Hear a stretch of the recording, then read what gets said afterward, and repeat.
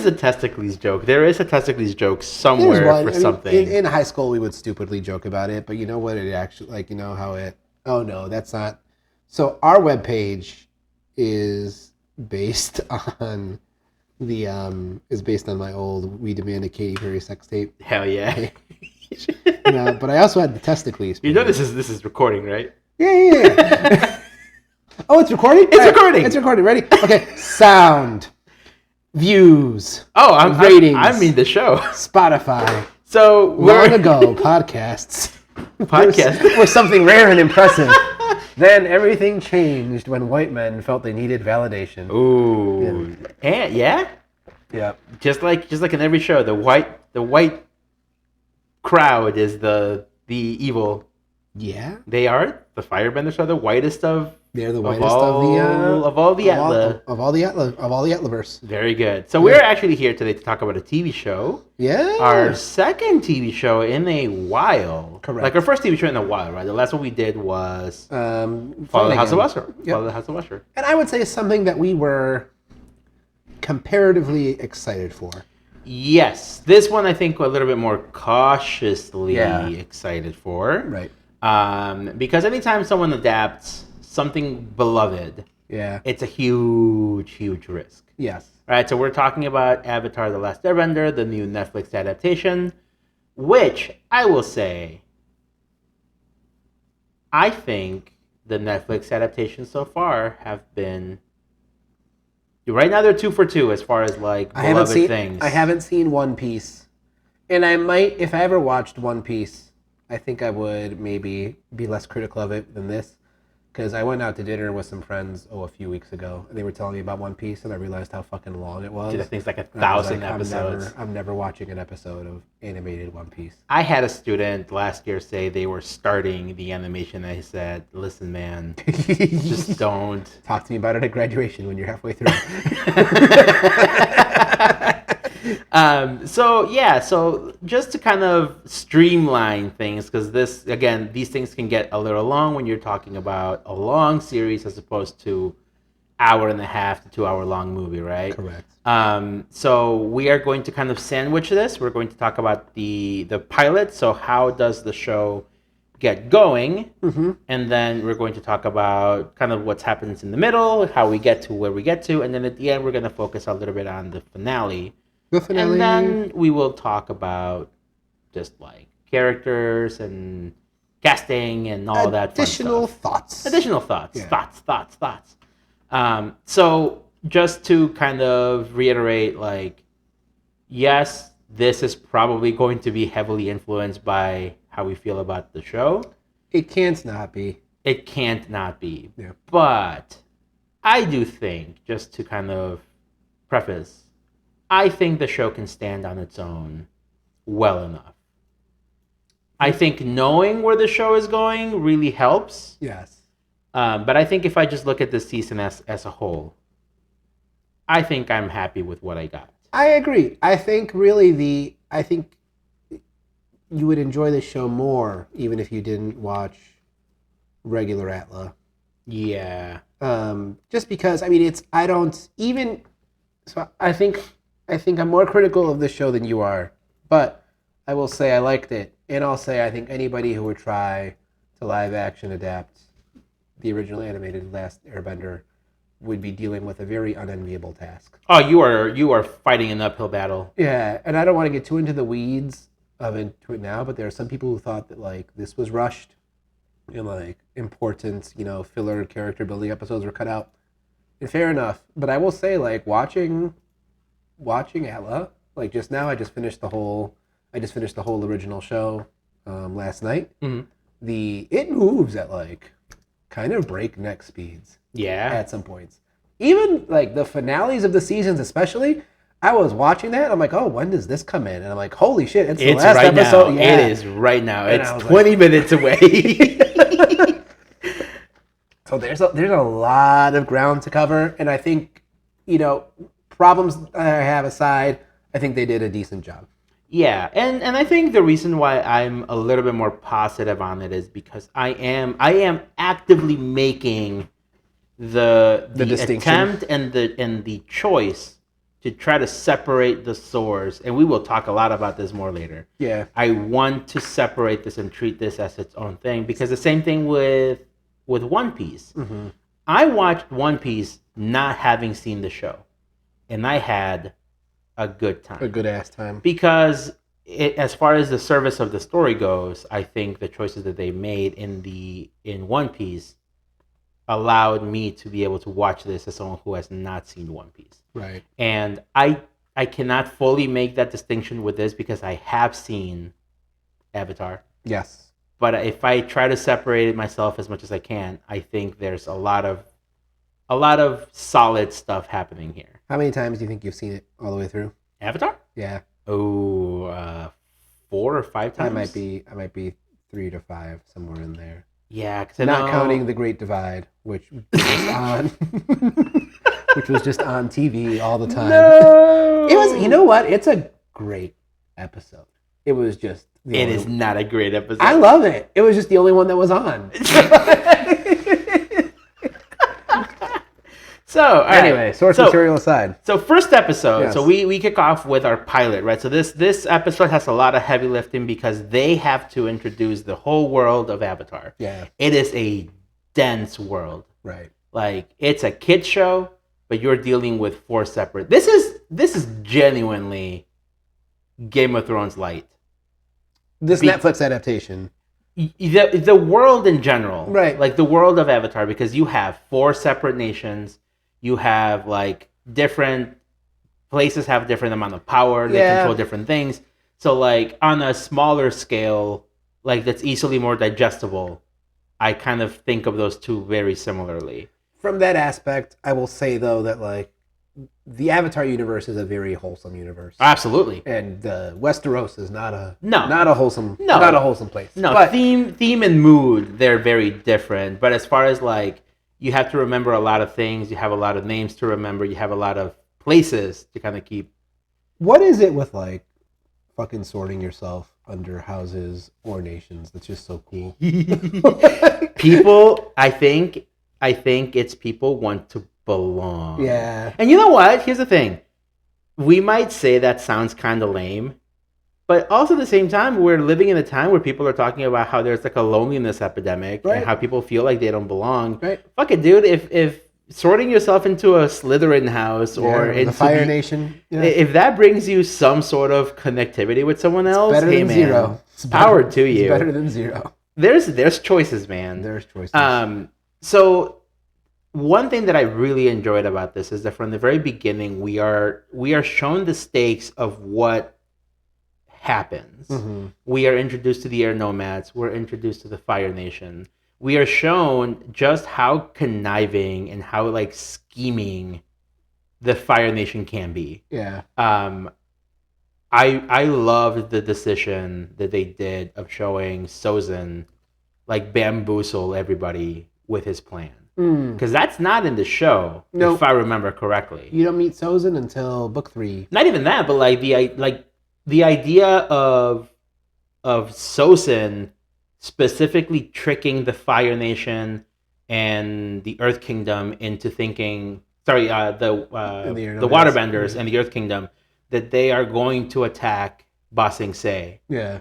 Right? In order for them to distract everybody so that when they inevitably attack the air nomads, they are caught off guard. Yeah. Like that, I thought... That was not in the show. That was original, and I think that is a great touch because it's clear that they're all pretty evenly matched. Yeah. But the Airbenders do have a way of... like, their fighting style is very much... They're detached. They're very monastic, right? Yeah. They would be the ones...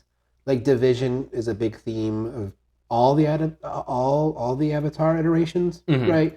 I feel like the Airbenders in The Last Airbender are the ones who are most in tune with how things should be. Mm-hmm. In other words, I feel like they care the least about, like, strife between nations. Yeah, and I think it's also good to show us just, like, what Aang had. Yeah. So when we meet him, we kind of understand where he's coming from. He doesn't just come off with this, like, weird, goofy kid who seems disconnected from, like, seriousness happening, right? But I just miss. I do too, but again, this is I know. when you compare them. Obviously, TV show Aang, like animated Aang, is more expressive. He's goofy. He's silly. He has like a wholesomeness to him. He just wants to play, man. He does. He just wants to play. He does, and I think it does make it also very easy to connect with him on like his reluctance to like accept this role as like essentially the one that has to fix everything. As Jesus, right? As Jesus with Pokemon powers. He's Pokemon Jesus. Yeah. That's a good way of putting it. But I think the introduction of all these characters, like, I think it does an okay job. I like the look of like the Southern Water Tribe. I love the looks across the board. I love the colors. I love the vibrance. Like, yes, maybe the costumes look a little too much, like they were, just pulled out of the vacuum seal bag. But I'm glad they went with something not realistic, something accurate to the source material, because that just makes the world. Yeah, and I think it could be a problem with like there's so many details you don't want them to get lost, so you make them look nice so that you can see the little details. Right. But you are right; they do look very pristine and very clean for what are basically supposed to be like rags. Yeah. I love there's a shot when they're in the like longhouse, quote unquote, with Katara's grandmother, where they're talking, where she's giving them the whole spiel, like the intro to the show, yes. Right? But it looks like the rib cage of like a giant whale. Yeah, it looks pretty cool. There's a lot of things in this that I think, visually speaking, I think just look impressive. I think, and this is looking at the grand scheme of the show, I enjoy the bending in this show. It's great. I think at first, like the water bending, but that's also because Katara's an amateur waterbender. At first, that left a bit more to be desired. I remember we were talking about that. By the time the show comes to a conclusion, I think the bending itself looks really, really good. Yeah, and I think one of the reasons why I enjoy that being part of the first episode too is because, or the initial scene, is because we get a showcase of all of these bending things. Right. Because if you think about season 1 of Avatar, aside from the intro that we see with every episode, you don't see a lot of water bending. You don't see a lot of earth bending. You see some water bending happening here and there. You see a lot of fire bending, and you see a lot of air bending from Aang. But that's it. And I really like that from the beginning you get to see like what these things look like, and how much damage they can do. Yeah. One of the things that, like, ever since we were young, that I would always see talked about was living in a world like this and having warfare like this would be fucking insane. I forget exactly how old I was when we realized this, but I remember where we were. We were at one of my friend's houses, and it was like summer, and we were like, you think about it, if like Avatar were real life, like that would be the most gruesome universe. Dude, you could get smushed by rocks. You could get smushed. And then you could airbend air out of people and suffocate them. Which I remember was a huge deal when they finally do it. In Korra. Yeah. That shit's scary. It is scary. Yeah, the elements be scary. And I mean, from the first 5 minutes you see you see a dude just get roasted. It is a brutal opening to this show. Absolutely. And I think even though the tone was not for me per se, it at least does a good job of using that scene to sort of set the tone for like, this is going to be the level of darkness-ish that this adaptation is going to take. And I know that there's a lot of discussion about how it feels like it takes a lot of the joy out of the show. Yeah. And I completely understand. But also, you're dealing with a story of genocide. You're dealing with a story of like dictatorship and invasion, and I feel like if you go too far into the comedy, you run the risk of suffering whiplash. So here's my take on that. I agree, you're telling a story of genocide. I think the difference, and here's like, once again, I'm bringing it back to the original, but for me, like, I can't make this point without it. Mm-hmm. I think the original has genocide and imperialism as an element of its story, but I would not say it's a show primarily about genocide. Fair. I think it's there. I think it's primarily a show about like bonds and togetherness, right? Yeah. This show, I think, is conscientiously making a choice to be more about genocide. I think what I'm feeling about the show, and we can discuss this more as we go on. Mm-hmm. I think, and maybe I'm giving them too much credit, they could be setting it off as a way to show that like this is a very serious world. But I also feel like as you go on, you do see Aang kind of come through. Yeah. With some of the more wholesomeness, kind of showing like maybe it's not all gray and sad. Gordon, and you can have some, light to it. Gordon Cormier, I think, does a good job of playing Aang. I think I've seen better child actors, but his smiles are genuine, like the curious moments where he talks about fun activities or wanting to be Zuko's friend. I think those are genuine. That scene is a great scene. I think it's so good. And then especially when I forget where I saw a clip recently of the Shyamalan version, but then I was like, what did that Aang act like? And then I just watched some clips, and granted they were out of context, but I was like, oh no. Yeah. That kid did not act like a kid. I feel like Gordon does a good job at acting like he is a kid. Yep. You feel like he's a 12-year-old kid. Yep. And I know you said that like we feel like maybe there's better actors, fair, but we're also kind of in a time where we're spoiled by a lot of really good. There's better actors, we are, but then Aang, I just feel is like I think it's a hard role to play. It is, and like I said, you kind of run the risk of going too goofy, and I think he strikes a really good balance as the Avatar should. As the Avatar should. But anyway, just to kind of wrap up episode 1, like we meet all the good characters that we need to meet.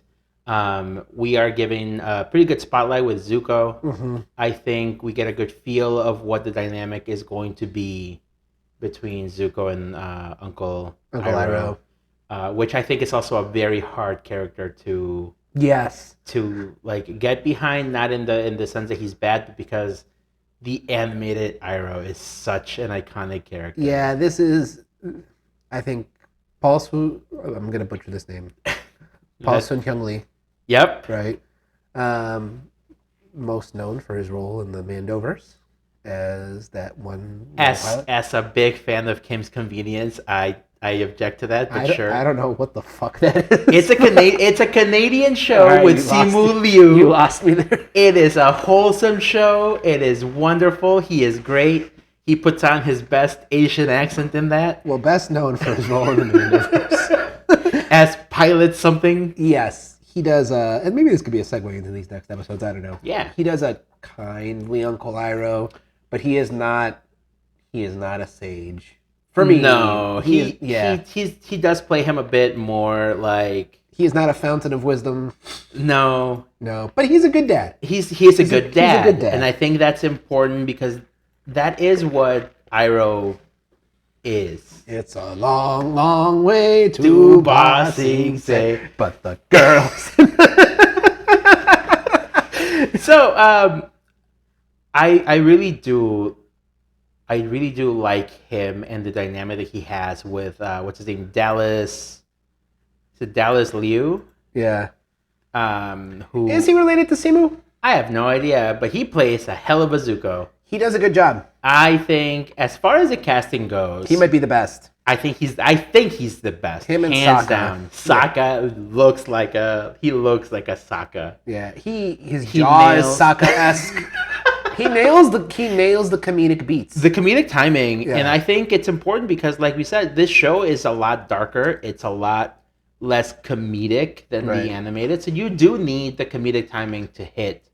Dallas Liu and Simu Liu are not related. Oh. Yeah. I mean, there you go. Listen. Hey, it's a big world. It's a small world. Anyway. Sure it is. Sokka comedic timing. I think the character that so far gets like at least in the beginning, the shorter end of the stick, I think is Katara. Yeah. But that I think it's part because she doesn't have a thing that makes her stand out early on. She's not as motherly as she is in the animated series. And then also couple that with the fact that she doesn't really come to her own until the finale. She's kind of Taya from Yu-Gi-Oh! Or to use another comparison that I saw someone else make, and I will not take credit for it, but it was like this Katara is closer to Ember Island players Katara than actual Katara, and she's missing it. And when we say motherly, it's not like overly. It's not just being overly nurturing, but it's also kind of like setting the boys in line. Yes. Yeah. She makes sure. She doesn't feel like she's, because like in the show she feels like she's the one taking charge. Yes. Aang is there along for the ride. Sokka's just there trying to keep his sister safe. Yeah. And she's the one who's like, we need to get this shit done. Exactly. Here she feels like she's a companion. Yeah. Which is fine. I don't really know who's in charge here.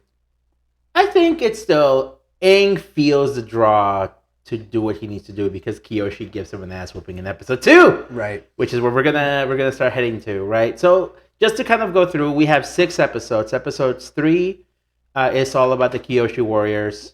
Episode 2. Episode 2, sorry. Yeah. Episode 4 is Omashu. That goes hand in hand with Into the Dark. Episode 3 and 4, yeah. Episode 3 and 4 go together. Which, just to kind of touch into what happens in the animated versus the thing that we're watching. It's a blend of like the episode Jet, the episode of Omashu, the Mechanist. The Mechanist, which is like the Northern Air Temple. Yeah. Secret Tunnel. Secret Tunnel, Cave of Two Lovers. Yeah. King Boomy. Dude, these 2 episodes are fucking wild, dude. There's a lot happening here. Spirit Away covers the Winter Solstice episodes in the animated series, where Aang goes to mingle with Avatar Roku. But then there's also where he goes to that village, and I forget the original spirit's name. I don't remember. And the show becomes a panda. He becomes a panda. Yes. Okay, and correct me if I'm wrong. I know we're like skipping a lot, but does that get resolved? No, I was about to say, I don't think it gets resolved in this iteration. He goes, he visits Ko, he gives him back his trinket, and then that's it. They go back to the village, all the people who've been kidnapped. Yes, but you never really get any closure with there's with that weird spirit, unless the spirit was sent by Ko, but I don't think that's ever implied or stated. I don't think that was a little weird. Yeah. Like we've both discussed, episodes 4 and 5 are probably the weakest.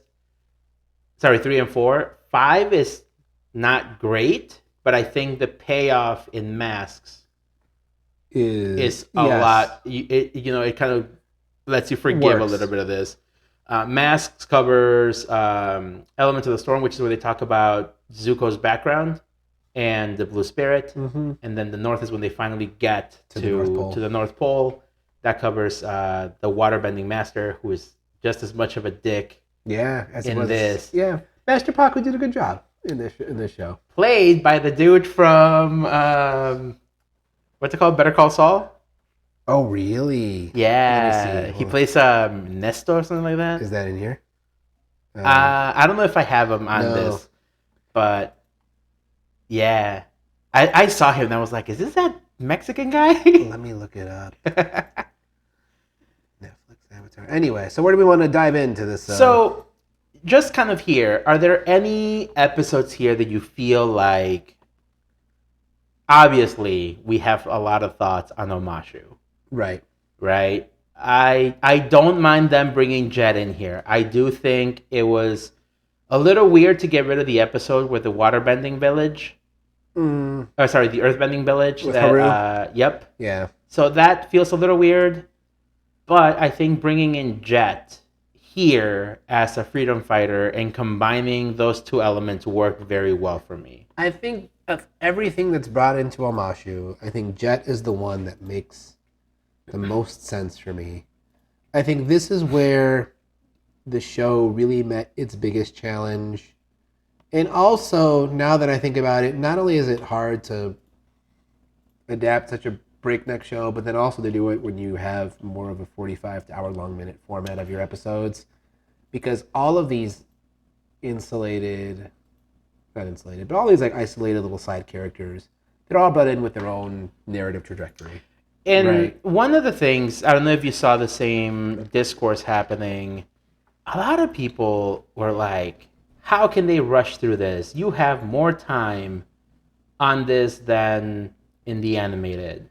But you've got your plot diagram. Exactly. Yep. And I just don't think people understand that that's not how TV shows work. Yeah. Like, you can't just, combine episodes and just adapt them one to one. You need to make changes. Like, it just, things don't always work in both mediums. You need to make changes. I think this show, to me, is kind of evidence where I used to be one of these types of people. And you kind of saw it like early on with Game of Thrones and Dexter. Well, people are like, the writing sucks. The writing sucks. And I'm like, yes, the writing sucks. But like, there is more to a TV show than just writing the story, right? You have to make the story fit within the medium of an episode. Mm-hmm. Hard task when adapting, because once again, you're dealing with, all right, so let me count. Let's count just being in Amashu as one thing. Jet, the Mechanists, mm-hmm. the two lovers, Boomy. Yep. Let's count that as 5 things that in original each have their own neat little plot diagram. Mm-hmm. Now you've taken those 5 things and put them into 2 episodes, right? It's hard to manage. So it is. Some things either got to get cut, or I never played The Last of Us, but in that adaptation they also took the choice to add, right, like to flesh out a character for the sake of storytelling. Yeah. But I do think these episodes to me did suffer from too much going on. And Boomy is hashtag not my Boomy. Yeah, that's the one where I will 100% back the show. Yeah. That was a big misstep. I don't like the fact that this Boomy is jaded. I like OG Boomy. Yeah. Where he was. Well, he's there to teach him something. He was there. He was biding his time. He knows that Aang would not have deserted. Something clearly happened. He's waiting for Aang to return. Correct. And now that he's back, he wants to make sure that Aang knows what's really at stake. Exactly. And teaches him that lesson. And I love that arc for Boomy. Yes. The choice they make in the show to have him be like, you ditched us. Right. Fuck your friends. Which in reality is funny, because in this cartoon, Aang is actually more to blame for ditching than live action Aang. Because live action Aang was just like, I need to blow off some steam and go on a ride. I'm gonna go have some fun before I leave my friends. Yes. I don't even think he was going to be gone for more than a day. I think he was just going to go fly away. Yeah, he was just going to go for a ride. Yeah, enveloped by the wave. Yeah, I do like that choice. I did think that was an interesting change that they made, mm-hmm. where in the show, in the animated, he was clearly running away from his responsibility. Which I don't know if that makes it more tragic, because then, he feels that guilt, like, I left, therefore... Right. This shit happened. I don't think they're that far off from each other, because you could say, well, like the thing that he should have done is he should have stayed. But I do like how this episode, and I forget this adaptation, I don't remember what episode it does it, but it does flashback and you see Gyatso, and he's like, look, if Aang does this Avatar stuff before he's ready to be a kid, that's not going to be good for him. Yeah. Right. And I really like that the way they expanded Gyatso in the show too. Yes. You feel what Aang feels as far as what he lost. Yeah. Whereas I feel like in the show, you're kind of left to fill in those blanks because you don't really see that happen a lot. I saw them as more friends in this live adaptation than I did in the original. Yeah. I saw him as a mentor in the original, a friendly mentor, but in this one, I bought the fact that they considered each other to be actual, homies. Friends. Yeah. Yeah. I think if I were to obviously change something aside from King Boomy in this episode, I think having the inclusion of the Cave of Two Lovers be Sokka and Katara, kind of getting off of each other's ass, as siblings.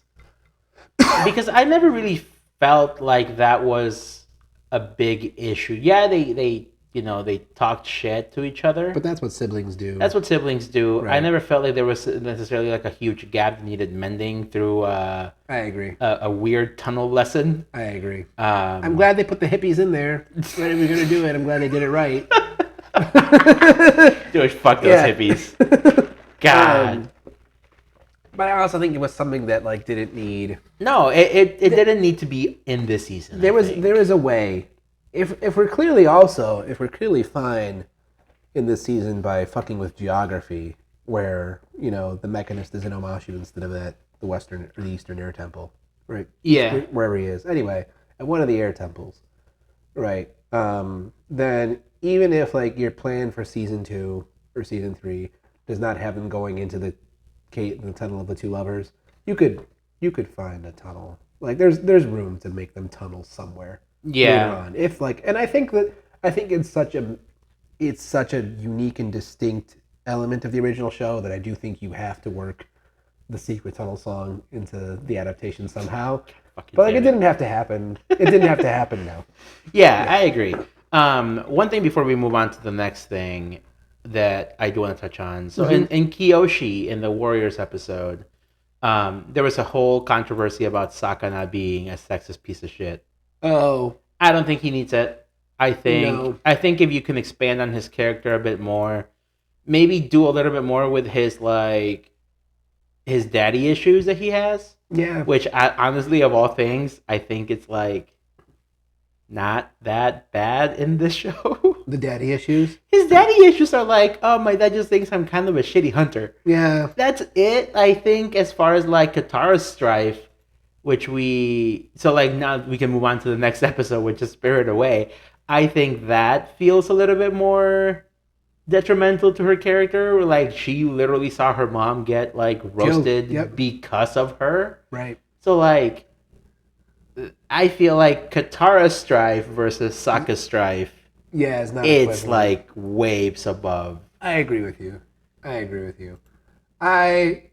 I'm not really like interested in like the idea of Sokka sexism, and actually, I feel like the animated show kind of handles it pretty fast. And maybe I'm just a man, so I don't see sexism as much. But like, it's in that episode, and I think because everybody's like, oh yeah, he was such a sexist, and they fixed it, and I'm like, I'm sorry, but like that does not seem as satisfactory to me. Yeah. Because if he just goes, yes, I'm a raging sexist piece of shit, and oh, I eat humble pie in 20 minutes, and now my sexism is gone. Yeah, it's not that interesting of a story. Exactly. I think maybe later expanding on him not necessarily being a great warrior, but being tactical, being more like more analytical, which is what he is in the show. That's his strength, right? Yeah. I think this show handles that a little bit better.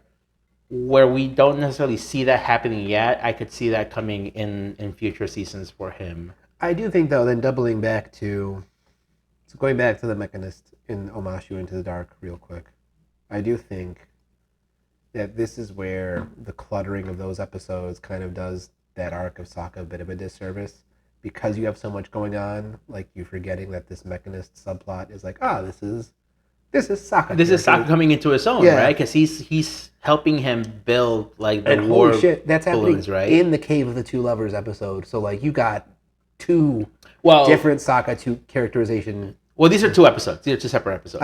Excuse me. Right? Because Omashu is where the Mechanist and the war balloon happens.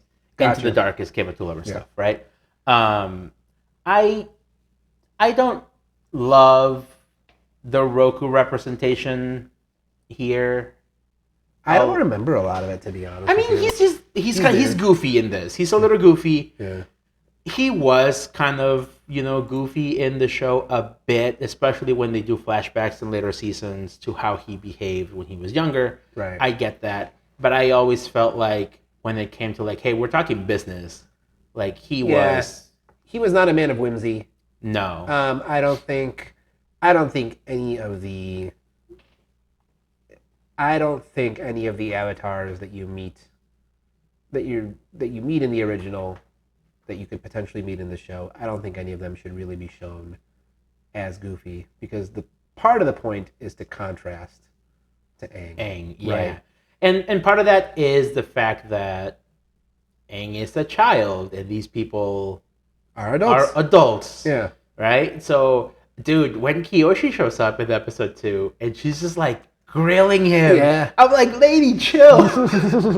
Dude. She's yelling. Why so much? I was like, why so much yelling? She's so mean. Why are we yelling so much? And I get it. I know in character she is mean. Apparently she's not as mean as like all that in character stuff that was from Expanded Universe. Yes. Yeah. In the show. In the show, in the animated she's show. Stern. Yes. But she's stern but in like a ooh, she could step on me and that'd be okay in a way. LGBTQ icon apparently. Correct. Call from booty happening. Anyway, so next episode we're kind of which is good because the next episode that comes up after you meet Avatar Roku and Aang kind of knows what he needs to more or less do and he has a bit of a timeline happening.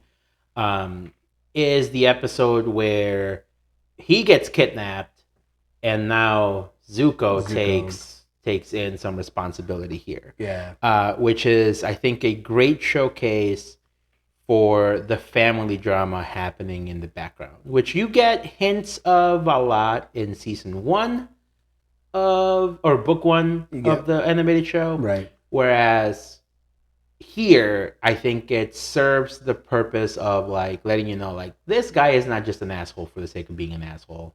He had some shit. He has a lot of shit. Right. This is also where we start to see a lot of Ozai. Yeah. In this episode. I don't know how you feel about them leaning so hard on Ozai in these episodes in this season. So, but I kind of like it. All right. So we'll get to Azula in a bit. Yes. I don't like Azula being introduced. But interesting. I do like Ozai being introduced. And actually, I would like for the show to eventually add more things. Right? It'll make people mad, but who gives a fuck, right? I would like them to add more things. I would like them to do some fleshing out of Ozai. Because, like, Ozai functions well as, like, a monochrome bad man, right? Mm-hmm. But I would like to see more of him. I think compared to the Korra villains especially, he's someone who's not as tapped like into. He's kind of a figure of mystery. Mm-hmm. And once again, not divorcing the two, like the original and the adaptation. Part of like the appeal of Ozai in the original is you don't even see his face until book 3. Yeah. You just see a silhouette. So it's like, oh, what was this mysterious evil figure? And then you see him, and you see him make the big fire, and you're like, holy shit, bad man, right? we've seen that, I think, pretty much, even though the show can stand on its own, as we said, I think pretty much everybody who's watching the show has seen the original. Yeah. I would like some more exploration into Ozai, so therefore I'm fine with them showing more Ozai here, especially if they're willing to, like, explore his character more. And there's a lot of Ozai like background lore. I don't know if you've read any of the comics. I haven't. There is some shit in those comics, dude. Like with Zuko's mom. I'm assuming they are going to expand heavily on the relationship between Ozai and I keep on forgetting her name. Her name's Zuko's mom. Ursa. Yeah. Because there is a lot of there's some fucked up shit that goes on in there. It's one of those things. In book 3, there is a line for Zuko. First of all, you see the only hint at Zuko lore that you see is they're digging through photos or pictures, and Katara is like, oh, maybe Zuko. He was like, no, that was my father. And Aang's like, how could I kill someone who used to be a baby, right? But it's funny when I got the Ursa backstory for the first time. I mean, I knew back then that weddings were political, so you don't necessarily marry the love of your life. Yeah. I was like, how the fuck are these people married? Yeah. How the fuck was his family ever happy? But she's also fucking ruthless. Ursa is. Ursa is fucking ruthless, dude. Okay. Like the whole scheme to kill Azulan is all her idea. Is that in the original? Yeah. Interesting. And it's expanded a lot in the comics, and it shows that fucking Ozai is kind of scared of her. Yeah. Interesting. Yeah, it's weird. But anyway, so I'm excited for them to hopefully expand on that and not just deal with what's in the show and then bring in some of that side lore. Right. I'm interested in that a lot. I also really like how they paint Zuko here as being someone who is so he just so desperately wants. He has to capture the Avatar. He has Yeah, to reclaim his honor. but it's not just for that. It's just like it comes from a place of like he has such a like a devotion to like his family, Mm-hmm. and the fact that his dad scorned him and exiled him like really just cuts him down. I think one thing that this version does better than the original did in the retelling of when Zuko spoke up at the war meeting. Oh yeah. Something about like the way Dallas Liu plays him, he just seems like such a good boy. He does. And the cartoon does too, but like something in his acting is like, this is a good kid. Yeah. It would be a shame. It would be a shame that something someone had to call DCFS. Right? Which, by the way, Yeah. I love the Agni Kai scene that we are shown here because we don't see that. He burns his face. Yeah, I knew he burned his fucks face, but he burned all of it. And yeah, because in the show, I think you're led to believe that it happened during the contest, right? Yeah. During the Agni Kai. Here, he already beat him. Yeah. And this is his punishment. Right. And point blank firebending to the face. Yeah, and I can't remember if this happens in the animated series, which you just watched, and you might have more of this. Uncle Iroh does say he's like, as a firebender, being burned is like the worst insult that could happen to you. I don't think the show mentioned it. The original. Yeah. And I think that's a really... Because then it makes sense, right? Because everybody knows that Zuko has this scar. Yeah. Right? People recognize him through his scar. Whereas in the show, like, you're kind of like, okay, yeah, people are getting burnt left and right. Like, how is this a huge thing?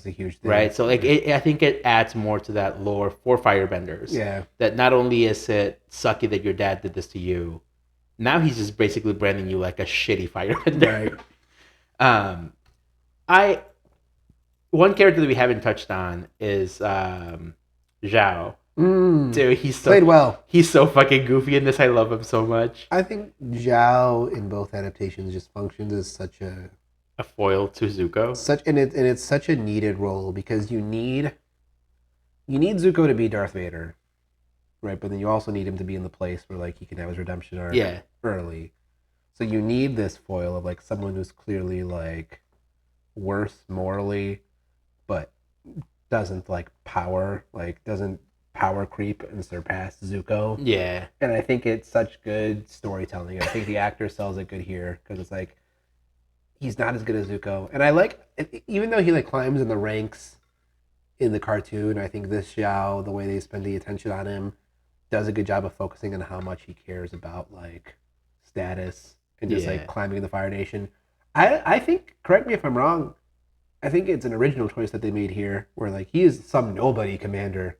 Yeah. And then it's not until... Well, because in the show, he's just there. And you're just kind of like, you're forced to accept that he is a commander who just happens to be there too. But, and you're in 5th grade, so you're like, yeah, commander. Yeah, like, he's an adult, he's a commander, he's got power. Yeah. Right? Where here you just see him, he's just like, he's basically a rat who falls into power because of someone. And that's so the type of person who would kill the moon spirit. Oh, absolutely.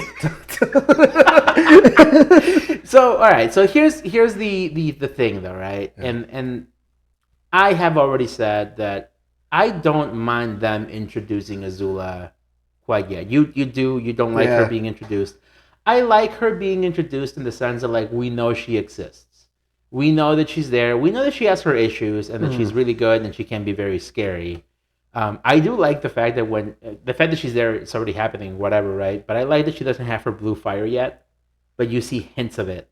You see some lightning, don't you? You see lightning, but you see at one point she's fighting a trainer, and she's getting really, really mad. Right. And her fire turns blue for like a split second. Yeah. And you're like, oh, is this something that she just hides, or is something that she willingly chooses to do later on? And I think it's just her coming into her power. It'll be cool to see what they eventually do with that. Yeah. But what I will say is I don't like that she becomes this like intermediate party between Zhao and Ozai. that I feel like takes a lot away from Zhao's like connivingness. Yeah. I feel like if he gets into like Ozai's ear on his own, I feel like it makes him feel a little bit more of a threat, right, than having her be like, I'm trying to fuck over Zuko. So I agree. I think everything I'm about to say, I have to put an asterisk. Sure. With there's a very good possibility that I just have this opinion because this is how the original was, and god damn it, like I'm gonna change. But I think I do find her more interesting as like the character who starts off as perfect, daddy's girl. And then you watch her unravel at the end, like when she can no longer keep an iron grip on her circle. Yeah, that's fair. Now for her placement here, I think the reason I don't like it is I want them to just take your time and let Zuko's story of book one finish. Let him be the baddie, right? Let him get to the point where that's no longer sustainable. And then be like, oh, you thought Zuko was a problem? Or like, what if he was more competent? What if he was actually pristine, right? Which is what Azula is supposed to be. This like glass, like she's this like perfect, pristine character. Yeah. And the show hints at that so far with like her internal conflict. But I'm like, we can save that. Like, I do agree. Yeah. I think that's one thing that I will agree with you. I don't like that they show her as already catching on, right, with what Ozai is doing to her. Yeah. I do like that she takes a bit of charge and she says, I need you to like send me out there and let me do something. Mm-hmm. So at least it separates that, and maybe in season 2 lets her get to that point where she's just like completely unleashed. Yeah. And we'll see how that resolves later. But I think the actress does a good job. She's got total baby face, but she's one of the oldest characters, one of the oldest actors. I don't know how to make this point, but like it's completely shallow, but like her face is not. She's not scary enough. No, not for me. I think it could be a factor of the fact that she's what's it called? Like still young when they shot this. Yeah. But now that she's aged up, I've seen some promotional stuff where she's, doing, junkets and fun things for this, where she does look a little bit more mature, and, right. And maybe she'll age into the character, which I think is interesting because in the show and in the animated too, like Azula is younger. They're all. Well, but I'm saying she's younger than Zuko. Yeah. But I don't know why. When I watch the show, Azula has just big sister energy. Yeah, she calls him Zuzu. Which is so degrading. Let me actually look this up because it's not that I don't believe you, but any like character instance you would see between the two, you would think that Azula was the older. Yeah, pretty sure Azula is. He's the older brother. Yep. He's the older brother. Yep. Which I think is also why it's such a thing of her that she wants to supersede him. Yeah. Because she feels like she should have the throne. She should be Fire Lord. Yeah. In line for Fire Lord and not Zuko because she is competent. But because he's older, right. He gets it, right? Yeah. And so that's what I think drives her a lot. But I to me, she just always gave big sister energy, even though I know she bullies him as a child. She bullies him. And so I think, I don't know, I like having her introduced because then we kind of know that someone is stepping in and we're not just going to get bamboozled. Yeah. Right? Because at the end of season 1, you're just like, oh, Zuko he's been shown that he's like Aang's antagonist. Yes, we have Fire Lord Ozai, right? Hanging out there. But then at the very end of season 1, they're like, surprise, here's this scary bitch. Yeah. And you're like, oh, okay. Where's this going to go? I remember seeing that for the first time and being like, holy shit, what are they going to do with, what are they oh my God, with this? What is they going to do? Because I was watching it, I was like, it looks like Zuko's good-ish now? I don't know.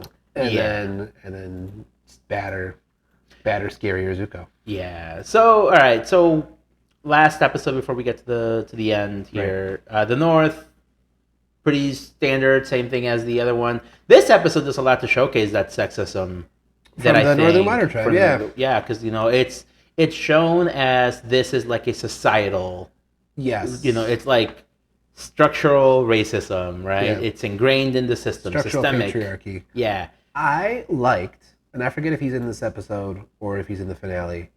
I liked Yue's boyfriend.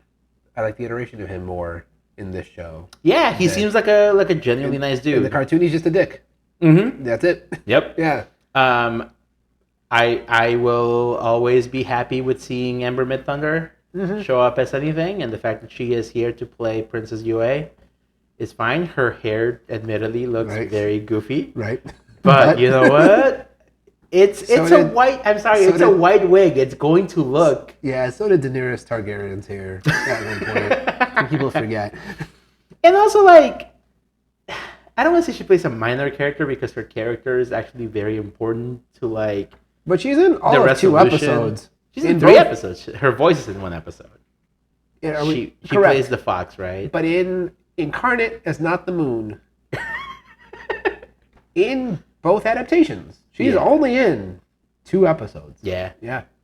So, and I think she did a really good job at that. I liked a lot. I think when we were talking about Katara's character and the waterbending feeling unimpressive, when we finally, it gets to the point where it feels like it's equal to the other type of bendings. I had said, like, when we get to the finale, I think we'll see a better showcase for waterbending, and this episode really does make you go, I can see why they haven't taken the northern water tribe. Yeah, that's a fucking fortress. It is made of water. It's made of water. It's made of water. There's like scary looking spikes all over the ocean, which can just be melted away when they need to pass. Exactly. And I do think the fight between Katara and Master Paku is done really well. Is done extremely well. Like there's a lot of scenes that you're like, that's I did the Leo thing. Yeah, that's the move. Yeah, I was like, that's the move. Yeah, that's the move. Where she shoots the ice and you see the reflection. She skates on. She does skate on the live action. She does do the skating. She does the skating thing on the ice. She does that a lot in the cartoon. She does. A signature Katara. Signature Katara move. Yeah. I will say I think one of the only things that I have against this is the fact that we don't really see her showcase any of these moves throughout the season, and they just kind of show up at the finale. Yeah, there could have been a more gradual progression of her waterbending. Yeah, but I think overall, fight very fun. Yeah. Seeing the waterbenders do their thing, very fun. Mm-hmm. Seeing Sokka be super horny for another girl after he just met an arguably equally hot girl. Hey man, they're globetrotting. There's no commitment. He's in a different continent. He's in a different continent. Yeah, fair. They never said they were exclusive. No. Yeah. So I do like all of those things. The finale here is where shit goes down. Big fish. Big fish. Right? So we finally get like a screen accurate representation of Big Fish Godzilla Aang. What was with? All right, when did last Airbender movie come out? 2010-ish? Okay. When did Watchmen movie come out? Watchmen? Yeah. Oh, man. 2008.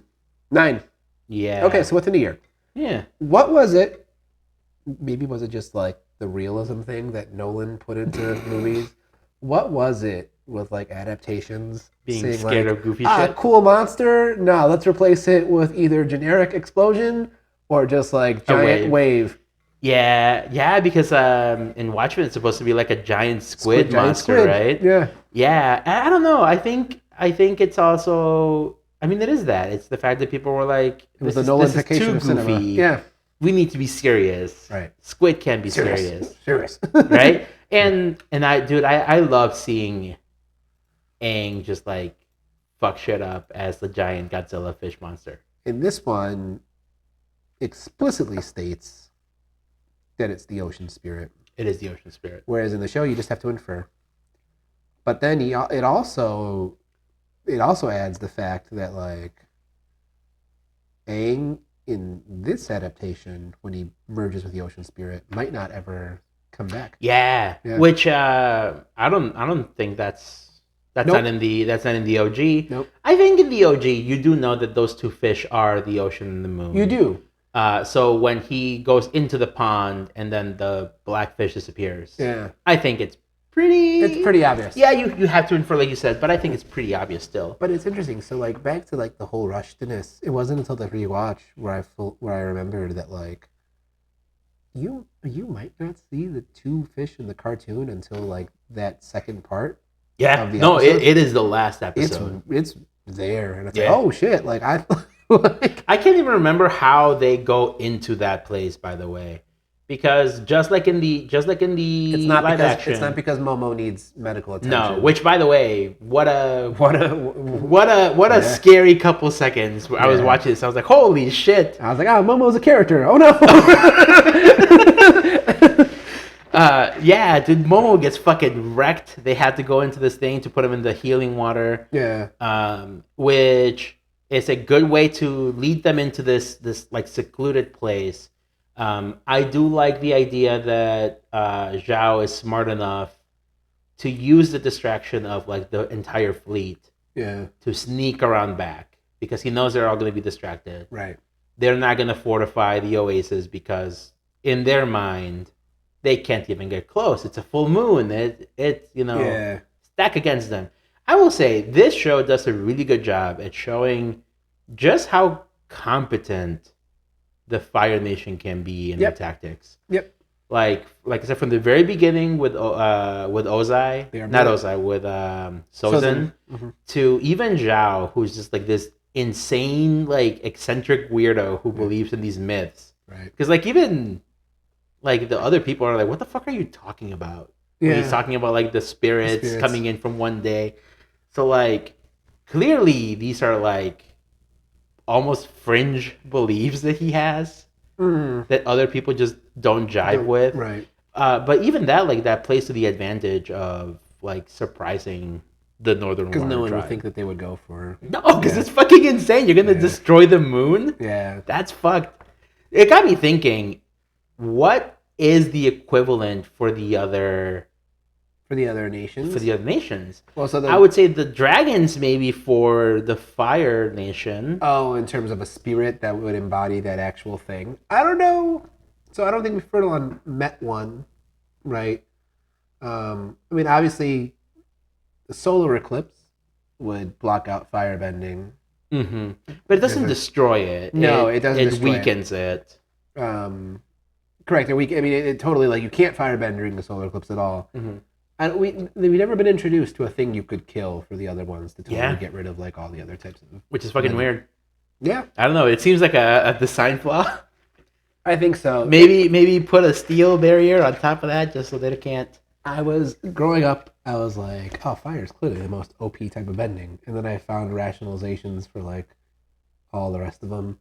But I still think fire is the most OP. So one of the arguments happening around online was whether or not, like, what tribe would you rather, or what group would you rather be in, and why? Important question. And a lot of people are like, yeah, fire. And I'm like, fire is arguably the coolest. It is the coolest. I think Earth could be the most practical. I think wind. That would be good. I think wind is that's the thing. Air is so lame. Like to be like, ooh, I go oof. Wait. So you'd want to be part of the air tribe? The air. As far as like what the most you could do, like out of practicality and like danger, I think air.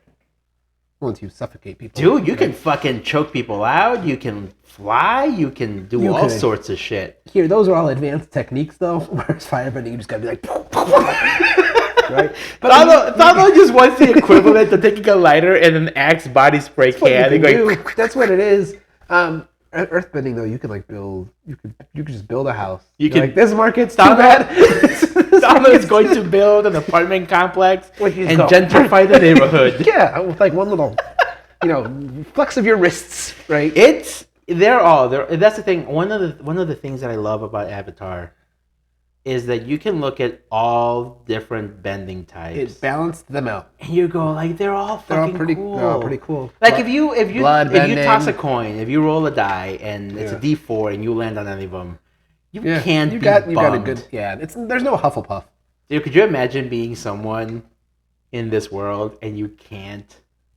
It would suck, dude. And that, I mean, the animated show does eventually make like a point of that with some of Sokka's character development. Like you gotta. Dude, you're fucked. I'm sorry, Sokka. Like he's a cool character and he's very smart and tactical. Right, but sorry, but you're not a bender. Nope. There's a show called My Hero Academia where 80% of humans are born with some sort of like ability. Now, like, could you imagine being the 20% who just gets shit? Yeah, so sad that would be.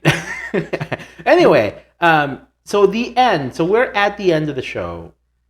Let's kind of just quickly, before we let this go too long, what are some of the, so we talked about the characters. I think overall they're all pretty well cast. I don't really have a lot of issues with them. I think they all end at pretty good points. We know that Aang is now going to go back to Amashu, right, and make a point of that. I do agree with the criticism online that he doesn't learn waterbending at all, and I don't know if they're going to kind of spin this as, well, he was with the ocean spirit, that's going to help him innately learn some of it, and now Katara is going to take some time in season 2 to help him hone it. Yeah. Because that is what happens in the show, right? In season 2. He still practices waterbending in season 2. And Katara is the one who is his master in season 2. So maybe this ending to season 1 will allow him to get the basics down, which is what he has. Right. Honestly, at the end of season 1 or book 1, that's all. He just basically has the basics that he gets from Master Paku for a day. I think two things. I think one, the live action, I think, does a good job of kind of explaining that, like, Aang just has high potential, right? Yeah. Like, he was, like, a really good airbender. It came really easily to him, right? But, like, learning the other ones is something that's hard, but he just has naturally, like, high potential. Yeah, and they could explain that away, saying that he just knows very quickly, right? And then Katara will hone it, help it up, right? I think the other thing too that's hard to appreciate of the animated, I think they're not going to go this route calendar-wise for the live action, because you have characters you have actors who grow, but like all of the animated takes place over the course of a year. Yeah. Right. Which, by the way, I think they did say they are not going to try to push that narrative in the... No, and nor should they. In the show. Yeah. I know they do tease the comet at the end. But they don't say it's coming this summer. Yeah.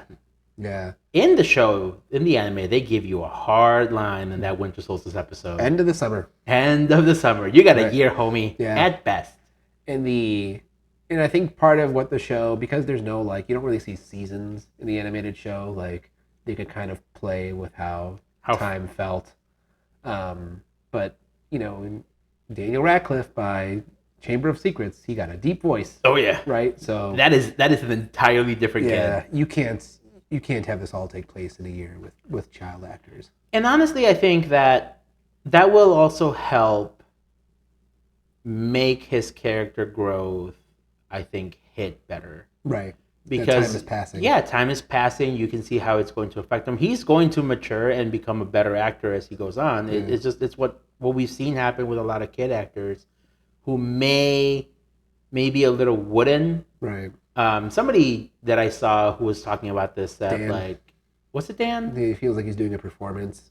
But then he also felt like the Harry Potter actors were doing a performance. Yeah, Dan said that, and I think also the guy from Mr. Sunday Movies said something similar, where like you can tell that they're acting, like they are not embodying the character. They are doing a good job at acting, but it doesn't feel like you are the character just yet. And I feel like that could be a good thing if in a couple of years, with now that he has this character, now he understands the character more. He's played him for an entire season. I think he'll grow into him. I think it'll help. I think at worst with these actors, like you could say, like they show potential for growing into their role. Like we said earlier, I think Katara's actor is the weakest link here. But I don't think she's unsalvageable. Like, no, I even think by the end of season 1, she gets better. She is significantly better. I think she's more confident by the end of season 1. I think it's just a matter of what are they going to have her do in season 1 from a writing standpoint. Yeah. I think that's what.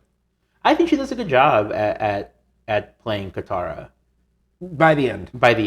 Right? But again, that's all in the writing. I don't think necessarily it's a performance issue. Correct. Right? Same with Sokka. Anything that I have against Sokka's character is nothing that the actor is doing.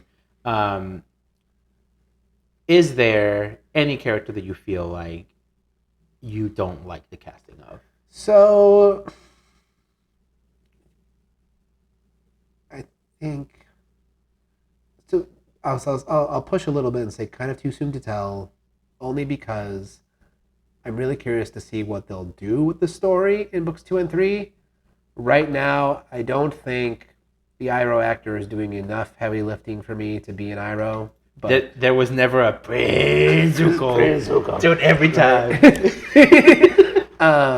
Like I just don't see Sage from him yet. So we'll see where that goes. I'm hoping that now that he's going more away from that role of being like a guardian, to going into the more of like a father figure role, I wonder if that's where that will come into it. And I hope in books 2 and 3 they're able to make choices to then differentiate themselves enough from the source material where they can be truly its own thing. Yeah, so that's actually a really good segue to one of the questions that I had. So we already talked about a lot of like the dynamics. We talked about Azula. So those are all things that I already checked off of our little outline that we have here. Yeah. My question for this is, so the 2010 movie also had the original showrunners involved, and they left. Right. Obviously, that movie was a fucking disaster. Yeah. Not good. I understand. They were attached to this, and they also left. Yeah. And so it gets to a point where I'm like, is this a situation where you're so, like, clearly they care about this franchise. Clearly they put a lot of thought into creating it. But when you're trying to create this in a different way using the exact same thing, maybe you're a little too close to the source material. Yeah. To let go of some things. I think, honestly, here's the thing. I see any live adaptation of Avatar, to me, is bonus. Mm-hmm. Right? I think it's an animated show. It'll never reach the peak of what it does in a physical medium. Mm-hmm. Right? Let them go do original stuff. Yeah. Right? That, to me, is my dinner. That's my meat and potatoes. Like, go make more Avatar stuff. Go make new stories. Right? Let these people on Netflix, like, do what they need to do. Let me have this is my dessert, right? Right. It's not supposed to be as good as the healthy hearty meal. No, and like and even if you asked if they're too close to like the original material, yeah, I think I agree with you. I would, as someone who, like, even though as someone who says like I like the show, I think it stands on its own. There were many times where I was watching the show where I was like, I wish this was different. I know it can't be different, but I wish this was different. So if that's the case, I think what this franchise has done well, and it's kind of been hindered by circumstance, by like writer strikes and Nickelodeon fucking them over, I think they benefited from not being able to like push out like as much content as like Star Wars or DC or Marvel, right? So like go, now that you've got like, now that Avatar Studios is becoming a thing, like dedicate your resources to the animated stuff. And I think that's probably like one of the more important things, because now we still have the original series. Yep. Right? If you're really that insulted that they are making this live action, that's not going away. Like, you still have the animated show. They're making a movie coming out next year, I wouldn't say 2025. And I think they also are making an Earthbender Avatar show or something, for the next Avatar coming out. So there's still a lot of life in this. And I would say the fact that we've only gotten one shitty movie adaptation, one solid live action. TV. Both of book one. and one spin-off. Yeah. Since 2007 when the show first came out. Right. It feels like almost the Harry Potter situation. Where there's wasted potential. You have something that you can do so much with. You can, but here's what I'll say. I think not only let's talk about just the animated things first. Sure. Not only are Last Airbender and Korra so good, but they're so good and so like distinct. Like Korra does a good job of standing on its own, being a good show, but then also being like a very different show, right? I'm fine with them making less content and making really good high quality content that also feels different, right? I agree that there's like more you could do in this world, potentially even more than like so Marvel, like you know, in the Infinity Saga, we literally like brought back half the universe, right? Like it's hard to top that in terms of like scope. Like in Avatar, like, you know, we had some bad villains. Bad, I mean, not quality, but like, you know, bad people. But there was nothing that was really like detrimental, earth ending, right? Like there's a lot of room to play in this universe. So let the OG showrunners play with the animation.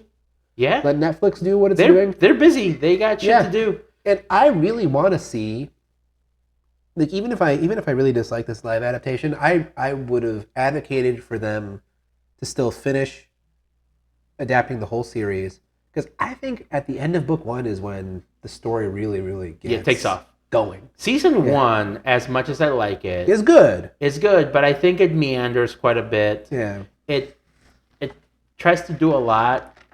It reminds me a lot of that scene in the animated where Zuko's like, oh, he's going here, he's going there, he's going there. He must be a tactical genius. Yeah. And Aang is just like, oh, then we're gonna go sled with the otters or something. Yeah. That's how I feel like a lot of season 1 plays for me. Yeah. Where there's just a lot of moving pieces that on their own they're fine, but if you think of it from like an arc from beginning to end, you're just like, well, you could have just gone from here to here. Right. Where I feel like season 2 is a lot more focused. Season 3 is absolutely just like laser focused. Toph adds so much to the story. Dude, I'm so excited to see what they do with Toph. Building on Zuko adds so much to the story, right? Azula adds so much to the story. Like, to me, it would be a crime, even if this adaptation was poo-poo, it would be a crime for them not to. I would like to see the whole story finished out, and especially if they're going to be making changes, I want to see what trajectory those changes take, and I want to see what their end vision of this whole thing is. One thing that I feel like will help season 3 a lot is a change that they made in season 1. Season 1, they really are setting up Zuko's redemption. Whereas I feel like in season 2, in the animated, season 1, you kind of get hints. Yeah. Season 2, they start to build. It becomes more gray. The end of season 1, where he betrays them. Season 2, where they betrays them, and you feel Katara like just fucking just hate him. Yeah. I feel like because they're building that in season 1 a bit, when it happens, if it happens in season 2, I think it'll help that then feel stronger in season 3 for his actual redemption. Yeah, I think it would be so. Cool. I don't know. We'll see. I'm looking forward to more of this. They did just announce today that they are doing books 2 and 3. Yep. I'm excited that they gave them the runway for the last 2 seasons, because that to me tells me it lets them plan things out without being like, what do we need to do in case we don't get a season 3 to make it feel satisfactory. Exactly. They are then allowed to say, hey, maybe season 2 will not end at a satisfactory point because it leads into 3. Right. Which is fine, because then we also as audience knows, okay, this is setting up for something right else. Yeah. So I'm very much looking forward to what they can do. I think they did a good enough job. I like the casting a lot. I think the dynamic between the characters was great. Did you start rewatching the animated show at all recently? Not yet, but I want to. Right now I'm just so behind on a whole bunch of things. That's the thing. The the beautiful thing about this is like I was like, now I want to watch the original, and you can finish the original pretty quick. It goes by fast. It's 50 episodes, dude. Yeah, so 50 20-minute episodes. Yeah. So at the very least, it gives us a reason to revisit Avatar. For sure. Yeah. For sure. All right, everybody. Thank you all so much for watching. I hope you enjoyed our.